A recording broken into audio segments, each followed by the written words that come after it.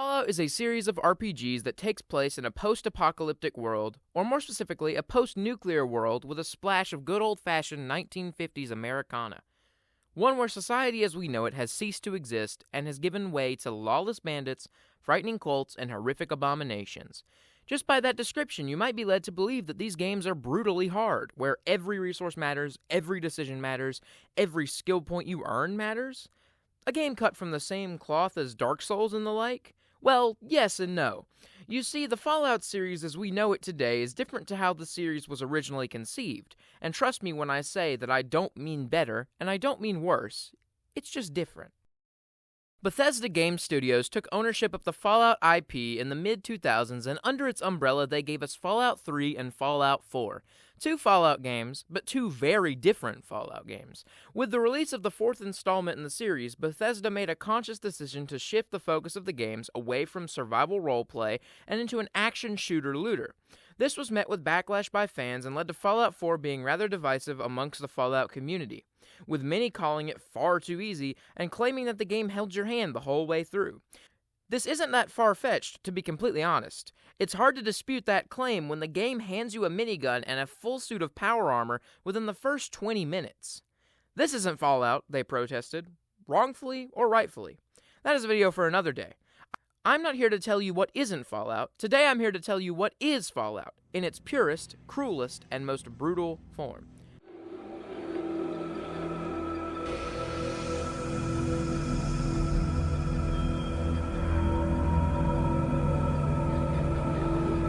But before we dive into that, why not subscribe to Vintage Point and join the family? In fact, we will race you to the count of 5. Ready?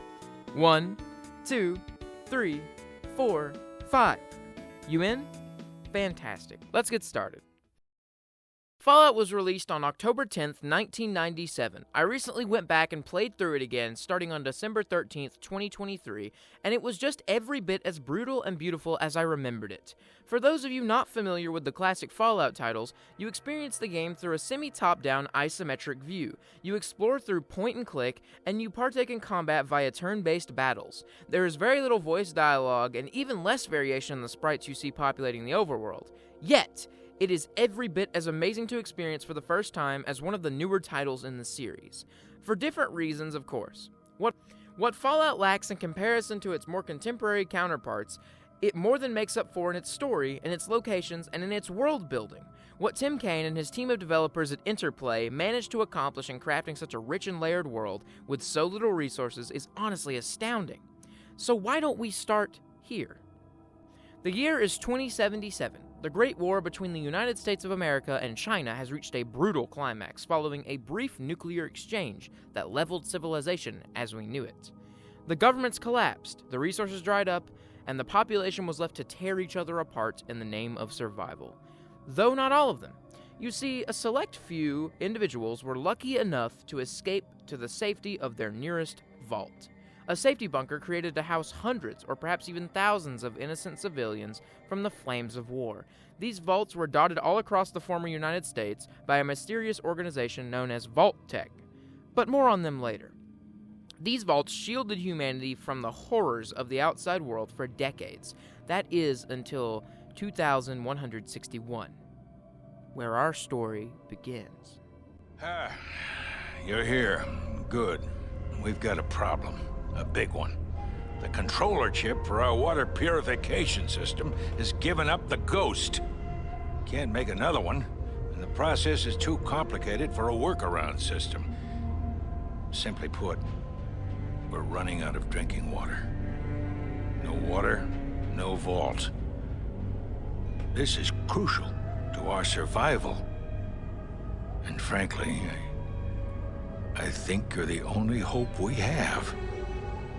You need to go find us another controller chip. We estimate we have 4 to 5 months before the vault runs out of water. We need that chip. We marked your map with the location of another vault. Not a bad place to start, I think. Look, just be safe, okay?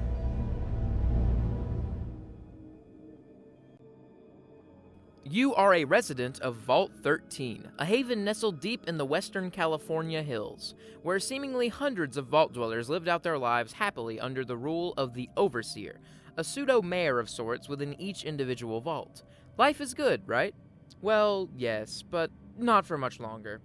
You see, Vault 13's water chip had been damaged, and without any internal solution, Overseer Jacqueline must seek an external solution. That's right, somebody has to leave the vault, and that somebody is you.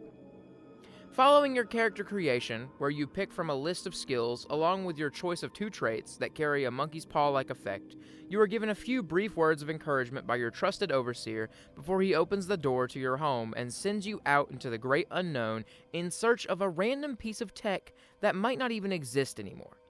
That is the opening premise of your story. Wow, talk about being thrown in the deep end, huh?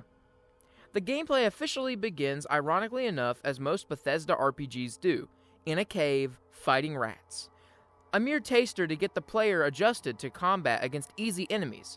This tutorial, if you want to call it that, really only lasts a minute or two before the Vault Dweller exits the cave and is met by the wasteland for the first time. And Jesus, is it grim. You see, Fallout 1 isn't a modern RPG, chock full of different locations to discover. It has a handful, that is it. I'm sure if given the choice, the devs may have added more, but for lack in time and hardware capabilities. But this setback, even still, adds to the game in hindsight, making the world seem just like it should in a post-apocalyptic scenario, desolate, hollow, and lonely. As the Vault Dweller takes his first steps from home into the big bad world, they soon stumble upon Shady Sands, a settlement of seemingly friendly people, a mix of traders, tribals, farmers, and caravan hands blown in from the wastes. It is a humble village with humble villagers. The Vault Dweller can aid the town if they so choose, firstly by helping clear out an infestation of horribly mutated scorpions, lovingly known as the Rad Scorpions. But secondly, and more importantly, the player can choose to aid the leader of Shady Sands, Aradesh, in rescuing his daughter, Tandi. She's going to be very important later, from a group of local bandits known as the Khans. This is the player's first real side-questing experience, and it perfectly shows off what Fallout is all about: choice. You can see there are multiple ways to go about saving Tandi from the clutches of these raiders. You can quietly take out the 2 guards at her cell and pick the lock to free her, or if your lockpicking skills aren't all that, then you can use a stick of dynamite to blow the door off her cell. Alternatively, you can try and talk to the Khan's leader, Garl, to negotiate her release. This can go a multitude of ways. Using your speech skill, you can intimidate Garl into releasing the young girl. Alternatively, if you prefer war over words, you can challenge the Khan leader to unarmed combat for her safe return. If you suck at both speech and brawn, you can instead opt to simply buy Tandi back from her captors. Obscurely, there is a secret other option that only few know about before the dawn of the internet and forums. If you play as a male character with a luck stat of 9 and are wearing leather armor, you can be mistaken by the raiders as the father of Garl, whom he killed to seize control of the raider outfit. With an intelligence stat of 6 or higher and a successful speech or charisma check, you can even trick Garl himself with this mummer's tale and successfully regain Tandi's freedom. This is the kind of option that separates Fallout from its contemporaries. The option was probably unnecessary, yet its inclusion is so welcomed and adds so much character to the one-and-done questline. Though if all of the above fails you, then you can always save Tandi the good old-fashioned way. Blood and guts, baby. Though, do be warned, the odds are not in your favor here. Luckily for you, there is an injured caravan guard back in Shady Sands by the name of Ian that is itching to get back on the road. With the promise of shared wealth and shared glory, Ian agrees to tag along for the journey and will aid the Vault Dweller in his search for the water chip going forward. Upon rescuing Tandi and the return to Aradesh, the player learns that both the founders of the Shady Sands and the Khans both originated from Vault 15, giving us an example of how one of the main themes that Fallout has to offer, how different people react to a lawless world. This is important going forward, and is doubled down upon in the next settlement the Vault Dweller happens upon, Junktown. But before that, the Aradesh shares the location of Vault 15 with the Vault Dweller. Surely the residents left there have a spare water chip they could trade to a fellow Vault? Surely the Overseer would be willing to help, right? Wrong! The Vault is destroyed, abandoned, and overrun by drones of wild, mutated rats. Its halls are abandoned of all human life, but even worse, it is abandoned of all signs of a water chip. The player must march on, further into the depths of the wastes. Junktown is a curious little settlement based in southern wastes of California. Unlike Shady Sands, Junktown doesn't have clean, crisp walls to protect its perimeter.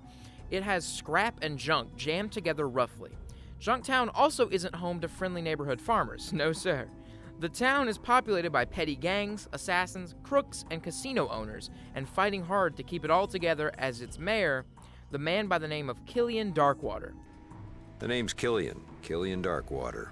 I'm the mayor of this fine town. And who might you be? A third-generation leader of Junktown, who upon meeting him is immediately the victim of an attempted hitman job. Welcome to Junktown, kid! You see, Killian is at constant odds with the town's other mayor player, Gizmo. Gizmo owns the local casino, a dirty den of vices and victims that Killian believes is bleeding the town of its honesty and integrity. Darkwater has a hunch that Gizmo is up to some illegal activities, but without proof, he can't convict the crook of any wrongdoings. So he tasks the player with bugging Gizmo's office. This is where things get morally complex. You see, without Gizmo's casino, Junktown would be financially crippled. So the player is left with a choice to make. They can do the right thing and put away the evil casino boss, but potentially cripple a settlement. Or they can throw their sword in with Gizmo, kill Darkwater, and hand complete control of Junktown over to the greedy hands, thus turning a once hospitable town into a little more than a hive of scum and villainy. This adds on to the previously mentioned theme, just how far are you willing to compromise your codes and principles in the name of survival? The cons were willing to take every shortcut they could in the name of survival, even if that meant kidnapping innocent folks. Gizmo, likewise, doesn't care how harmful his casino is, as long as it keeps him fat and wealthy. While in Junktown, the player can also add 2 more allies to their growing party. Firstly, you have Tycho, a semi-retired desert ranger with a taste for travel.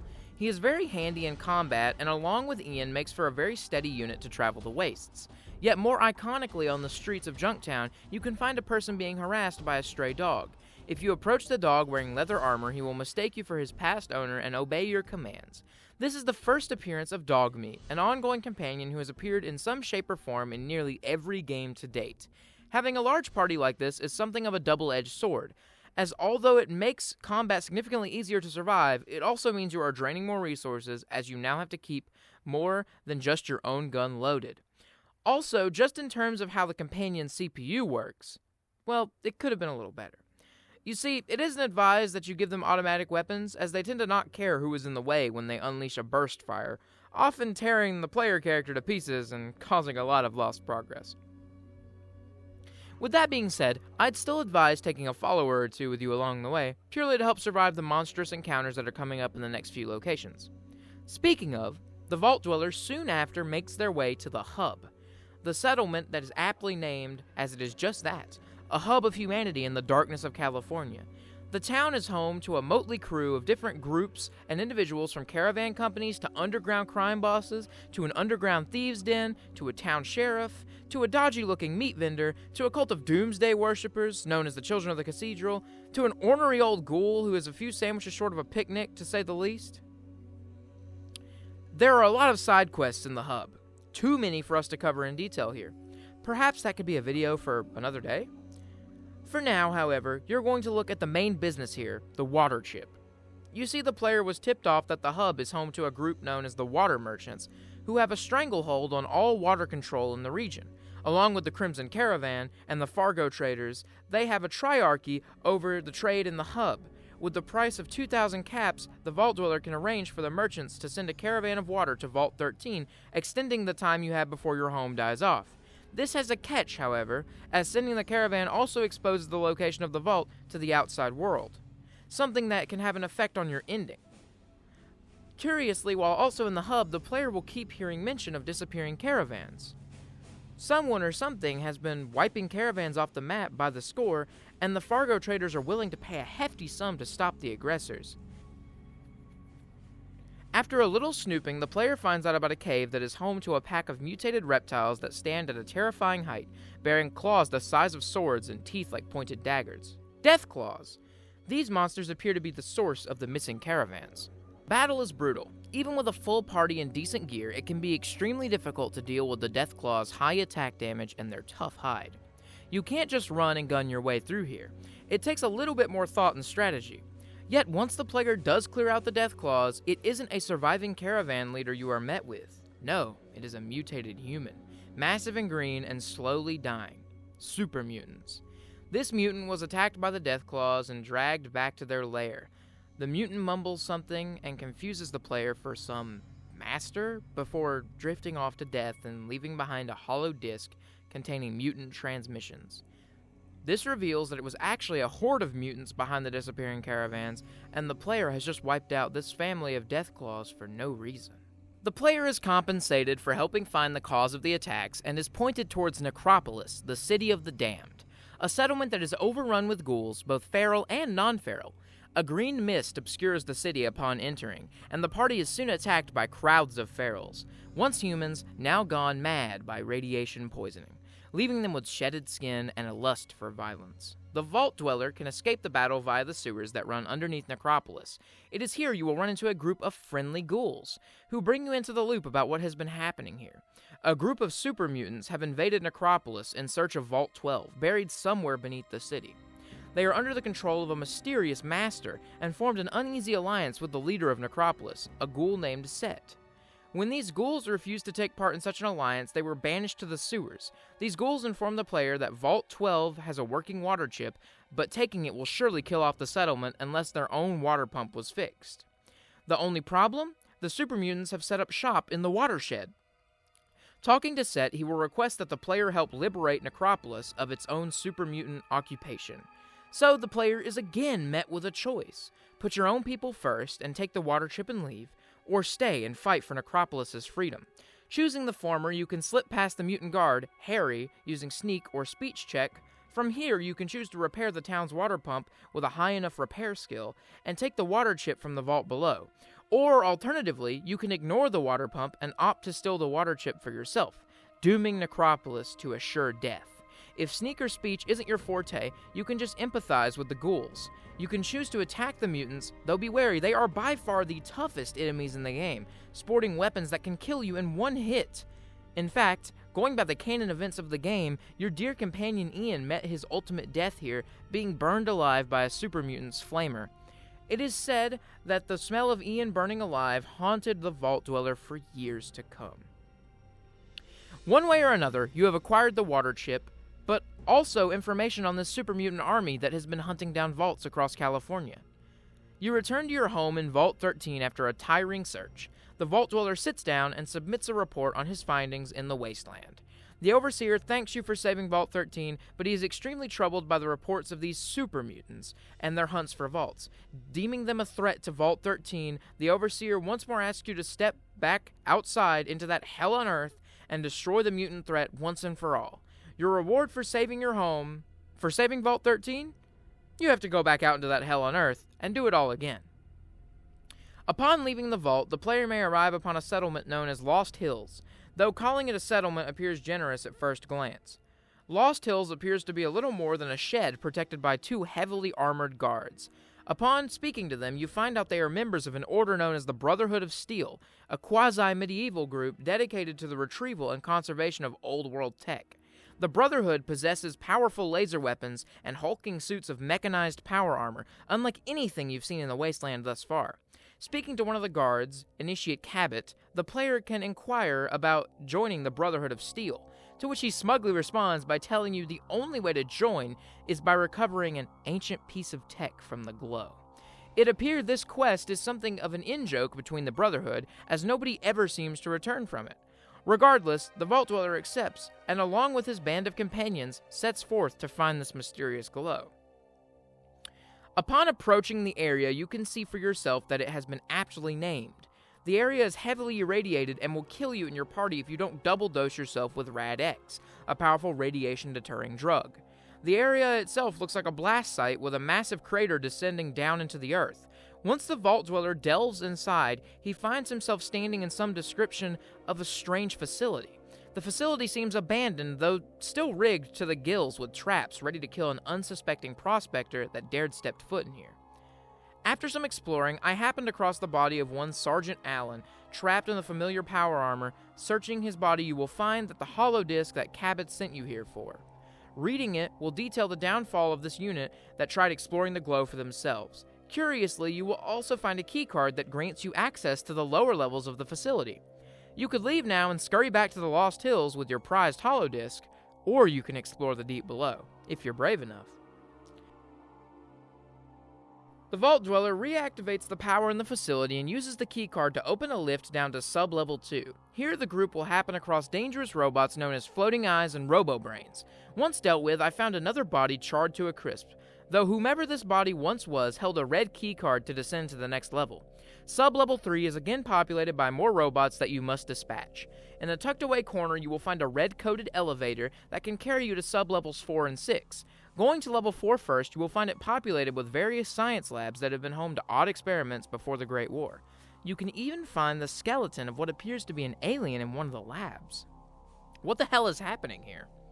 In the center of this floor, the Vault Dweller will happen across the Zax 1.2, an intelligent supercomputer that has been running this facility since before the last Great War. Talking to Zax requires an intelligence of at least 5. Conversing with the AI will reveal that the glow is actually the former West Tech research facility. The building was directly bombed during the war, and all that remains are these sublevels. Zax will also provide information on the FEV, or Forced Evolutionary Virus, an experiment carried out by the US government before the war to greatly increase the rate of evolution in living creatures in the attempt to create super soldiers. It is noted that FEV experiments were moved to a Mariposa military base to begin tests on military volunteers. Zax also has records on an experimental new power armor, as well as a list of government personnel stationed at both West Tech and Mariposa. Funnily enough, the player can also challenge Zax to a game of chess, though it doesn't appear there is any way to beat it, even with 10 intelligence. Exploring the rest of level 4, you will happen across the corpse of Charles Ringhold, and find he is carrying a blue pass key. Doubling back, the player can skip level 5 for the time being and head straight to level 6, the deepest layer. Here, the Vault Dweller finds more robots, as well as a fallen comrade of Sergeant Allen, all before finally stumbling upon the downed power generator. With a high enough repair skill, you can fix it and restore power to the facility, granting a sizable chunk of experience. Returning to Zax with the power restored, the player can talk with the AI and try to deactivate the robots. Doing so leaves the party free to finally explore level 5. Doing so, the player finds more logs detailing the government's hideous experiments, including the testing of FEV on animals before the project was shipped to Mariposa. That really concludes our exploration of the glow. This is one of my favorite locations in the game just because of how much rich backstory there is to uncover here. If you want to look hard enough, the glow is dripping with lore tidbits, and I can't help but delve to its depths anytime I do another playthrough. Finally returning to the Lost Hills with the Brotherhood holodisc, Cabot is very surprised to find the Vault Dweller is not only still alive, but in possession of their beloved tech. Handing it over grants us permission to enter the bunker. Exploring the Brotherhood bunker, you are met with a coven of heavily armored and well-read individuals all working together under the authority of one John Maxon, the High Elder of the Brotherhood. Doing some socializing, the player can stumble upon a paladin, Talus, who asks the player if he could rescue a young initiate who has gotten himself captured in the hub. Doing so will earn the Vault Dweller their very own set of power armor. This is advised as the added protection the armor grants really helps, even up to the fight with the super mutants. The player can also speak with the leader of the Brotherhood's research department, Head Scribe Vree. Doing so, you can mention your encounters with the horrific super mutants in the waste. This will prompt Vree to mention how she has performed an autopsy on a super mutant and found that they are all sterile. This will be important later. Finally meeting with John Maxon, the player is shocked to find the leader of this outfit to be a rather frail-looking old man. Beyond that, it appears Maxon is spoken of in a negative light by his contemporaries, some even going as far to question his sanity, all on account of his theories of a dark army of mutants amassing in the north of Lost Hills. Broaching this topic with Maxon, he will ask the player if they'd be so kind as to scout the area for him. The Vault Dweller accepts and travels north. After a day's travel, the group does indeed stumble upon a military base, heavily guarded by armed super mutants. Opting not to engage, we return to Maxon to share our findings. Once the truth is revealed, Maxon calls a meeting with the remaining elders, where it is possible to intervene and ask for Brotherhood assistance in storming the military base. Though we are going to hold off on that for just a little bit. You see, there is one more location we haven't reached in California, that being Los Angeles, now known as the Boneyard. It is a town plagued with problem after problem, though most prevalently being the gang war that has consumed the town. Upon entering the main area of Addendum, a guard suggests that you speak to the mayor, a man named John Zederman. The mayor explains that the Boneyard has been divided by constant strife from the gang wars. He has hired a group of shady mercenaries known as the Regulators to help defend the people from a cutthroat gang known as the Blades. Meanwhile, a group of arms manufacturers known as the Gun Runners have taken up shop just east of town, while a nest of Deathclaws have wiped out a gang known as the Rippers and built a lair in their former hideout. In the midst of all this chaos, a group of pacifist medics have set up refuge within a local library. They dubbed themselves the Followers of the Apocalypse. It is safe to say that the Boneyard is being squeezed from all sides. Talking to the mayor will prompt him to ask the Vault Dweller to take out the leader of the Blades, a woman named Razor, in retaliation for them offing his son Jason. Confronting Razor on the matter, she will explain that it wasn't the Blades that killed Jason, but in fact it was two of Zimmerman's own Regulators. Razor offers proof in the form of a transmission recorded and pleads with us to show the mayor the truth. Delving further, Razor will ask for aid in overthrowing the Regulators and running them out of the Boneyard for good. But to do so, they will need extra firepower from the Gun Runners. The Vault Dweller is faced with the choice of heavily arming another gang in the area, potentially causing an all-out war in the name of good. The Gun Runners are willing to lend some firearms to the Blades, but not until the Deathclaws in the area are taken care of. So, for the second time, the Vault Dweller is tasked with clearing out a lair of these monstrous beasts. This battle, however, is significantly easier than the first encounter, as the player should be much better equipped by this point. Returning to the Gun Runners, they are more than happy to help the Blades. Confronting Zimmerman with the truth about his son's death will prompt his regulatory bodyguard to turn on him, shooting him down cold. Returning to Razor, you can now begin the battle. The party is joined by 5 well-armed Blades and are tasked with ridding Addendum of the rancid Regulators once and for all. The fight is challenging, but not overly difficult with the help of Razor's gang. Once the mercenaries have been dealt with, Boneyard is now left in a power vacuum after the death of its standing mayor. Was the player justified in stepping in to help the settlement? Though justice was served, it may have had dire consequences in the long run. Only time will tell. Moving across town, we can discover the Boneyard's library, a makeshift base of sorts for the aforementioned Followers of the Apocalypse. Inside, you can find a number of different folks from different walks of life, but a green-haired woman is sure to catch the eye of most initially. This is Katja, a scaver who was born and raised in the Boneyard, and has dedicated her last few years to helping out the Followers. Speaking with Katja will allow the Vault Dweller to recruit her to the party, thus becoming the 4th and final member of the group. Curiously, Katja will comment that she hates dogs if dog meat is present in the party. What a way to endear yourself to your new traveling companions. Sheesh. This was a leftover piece of cut content. Originally, the developers wanted the companions to have a banter system of sorts, where they would talk amongst each other throughout the journey. Though this was cut, and Katja's dog-hating comment is all that remains from it, that's okay. It's funny. Moving through the library, the Vault Dweller runs into the leader of the Followers, a woman named Nicole. She explains a little bit of the history of the Followers, even mentioning that they originated out of the Glow, but had to leave due to radiation poisoning. Conversing further, Nicole will bring up her distrust for the Children of the Cathedral, that robe-clad doomsday cult that we spotted across several of the settlements in California. Nicole mentions that the leader of the church, Morpheus, and how she believes the group aren't sincere in their efforts to help the Wasteland. So much so that she has planted a spy amongst their ranks in an effort to find out what they are really up to. Nicole implores the Vault Dweller to rendezvous with her spy, a lady named Laura, and give her the password, Red Rider, to let her know that you're with the Followers. Just a quick sidebar here, but I always felt like the Children of the Cathedral and the Followers of the Apocalypse always should have had their names reversed. I mean, doesn't Followers of the Apocalypse just have real doomsday cult feel to it? Anyways, back to the matter at hand. Katja can point the group in the direction of the cathedral, a massive building that houses the children. Entering the area, the group is met with haunting music, composed of chilling church bells and whispers. Just within the doors of the chapel, Laura can be found, initially coming across as a shy, timid devotee of the faith. Though once the password is given, she reveals herself to be a sharp, cunning member of the Followers.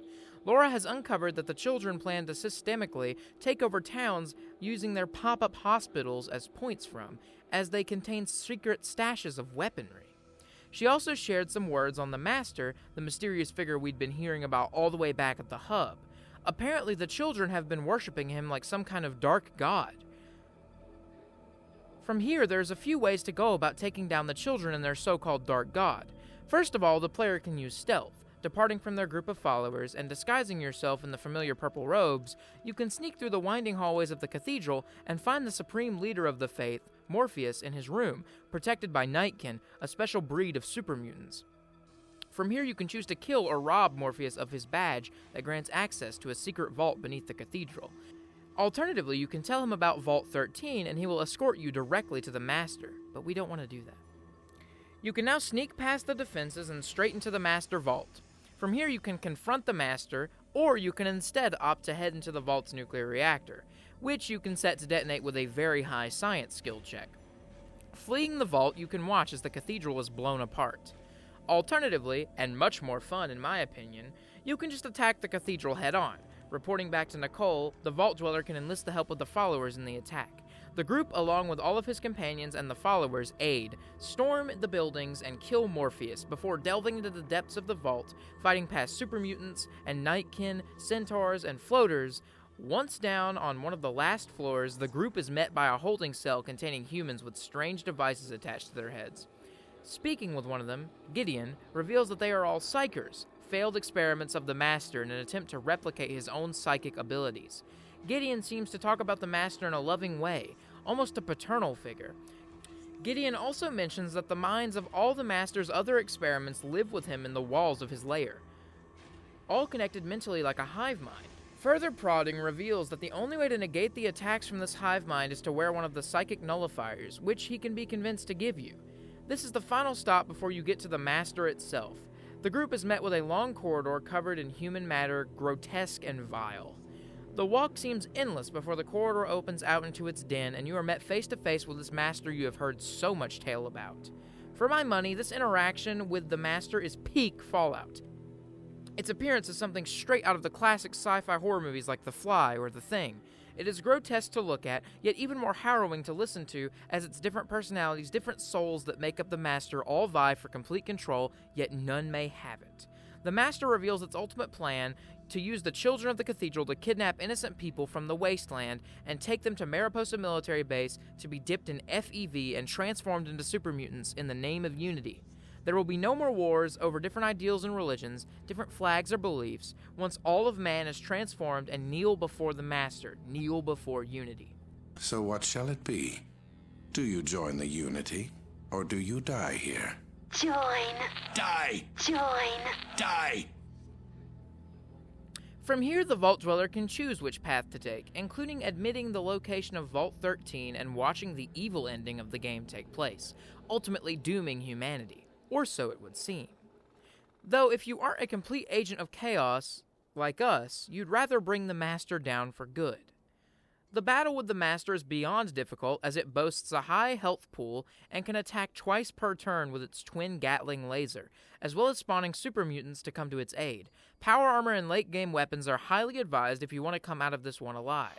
Yet my favorite way to beat the Master, and in my opinion the most Fallout way, is to show him the truth. Do you remember Vree from the Brotherhood of Steel and her autopsy report on super mutants she shared with you? Confront the Master with this evidence. Show him that his super mutants are sterile and doomed to ultimately fail. If you never spoke to Vree, then you can still convince the Master that the mutants are sterile, as long as you pass a high speech check and have read those holodiscs that we found buried deep in the glow. This is what is great about Fallout. There is no wasted options. The player is rewarded for delving into both the ruins of a seemingly inconsequential location, as well as the lengthy conversation with a side character. Clever forgery. You made this up to fool me. Fool! Me. Reasonable. One moment. Are you sure? What about the other? Females. It cannot be. Me. But it cannot be. This would mean that All my work. has been for nothing. Everything that I've tried to... A failure! It can't Me. be. I don't think that I can continue Continue. to have done the things I have done in the name of progress and healing. It was madness. I can see that now. Madness. Madness? There is no hope. Leave now. Leave while you still have Hope. The Master ultimately accepts this information and sees the error of its ways. It activates the self-destruction of the Vault's nuclear reactor, leaving the group little time to flee before the cathedral and its inhabitants go up in sky-high mushroom clouds. Now the Master is dead once and for all.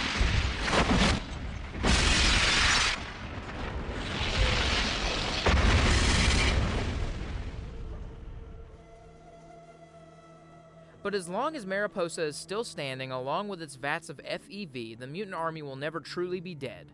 Finally returning to Elder Maxon in Lost Hills, you can ask him for his aid in assaulting the base. One final battle to usher California into an era of safety. Arriving at the base, you are joined by a squad of armed Brotherhood paladins. Storming the gates, the group is met by many dangers, including a large number of super mutants, hostile robots, children of the cathedral, and an array of force fields that vaporize life forms on impact. In fact, canonically, our precious Dogmeat meets his ultimate end by these force fields during fighting inside the base. Pour one out for the toughest pooch the wasteland ever knew. I will remember you. Reaching the bottom floor of the base, Vault Dweller can do battle with the Super Mutant Lieutenant. A tough battle in his own right before gaining access to the base's controls and laying your eyes on this FEV for your own right. The Vault Dweller can initiate a self-destruct sequence from here, and is left with only moments to flee the base before, just like the cathedral, it is blown to Kingdom Come, once and for all ending the mutant threat and putting a stop to Unity.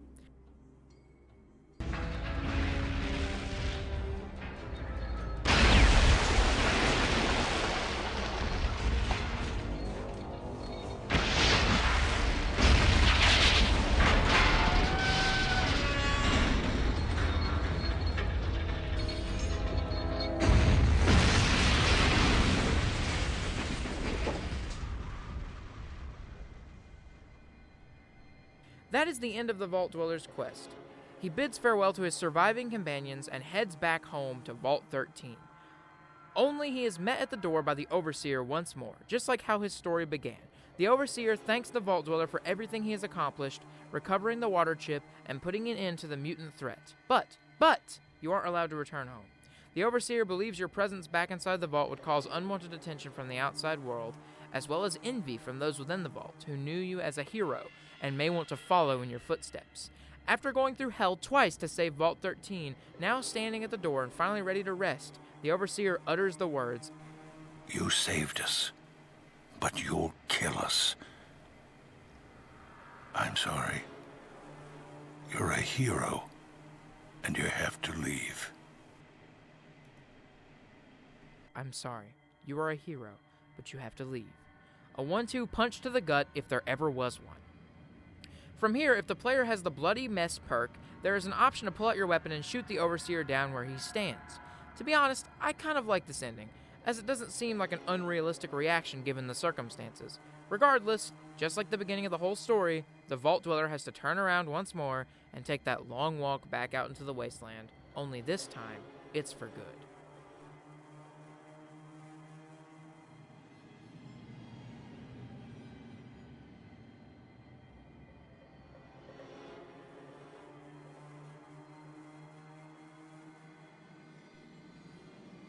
So that is Fallout. I sometimes struggle to summarize just why exactly I love this game as much as I do, so I'm going to break down the core of it with just a few words. Fallout is simple, Fallout is brutal, and Fallout is a masterpiece. It is so rare to find a game that packs as much character and charm into a relatively short experience as Interplay managed right here. Even by today's standards, there are AAA games with budgets in the high millions that feel so drab and devoid of life. A stark contrast to the world we are met with here. That is no small feat, considering there is even a dozen or so character sprites in the game, and even less voiced lines. You are reading text for the majority of the experience, and you don't mind that, because the dialogue and writing is just dripping with creativity and genius world building. At this point, I've lost count of how many times I've played through this game, and even though I'll never experience it with fresh eyes ever again, I still find myself completely lost in its world as soon as that music hits my ears. I am transported right back to when I was a kid, borrowing the physical copy of the game from my friend's older brother to try it for the first time. I couldn't give this game a high enough praise. if you haven't played Fallout, then I implore you just to try it. Even if you find it's not your cup of tea, then that is fine. But you owe it to yourself to at least give yourself the experience of seeing that iconic intro play, even just once. That is all for today, folks. If you made it this far into the video, then I'm guessing you enjoyed our content enough to warrant subscribing to the Vintage Point family. This is the first in a new series of longer form content, and I'm really excited to see how we grow together moving forward. Thank you so much for your support over the last few months. Here's hoping 2024 brings much more of the same.